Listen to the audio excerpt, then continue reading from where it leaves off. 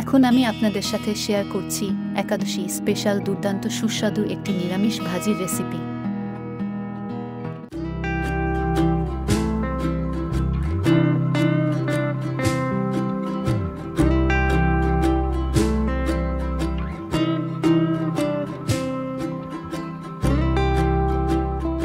গরম কড়াইতে দিয়ে দিয়েছি তেল, অবশ্যই কিন্তু সানফ্লাওয়ার তেল ব্যবহার করতে হবে।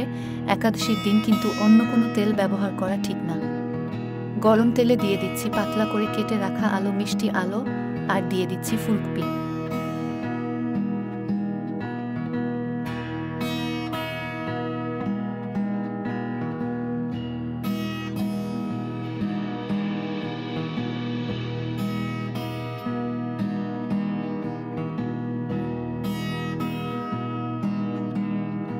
টেস্ট অনুযায়ী দিয়ে দিচ্ছি লবণ, অল্প পরিমাণে দিয়ে দিচ্ছি হলুদের গুঁড়া,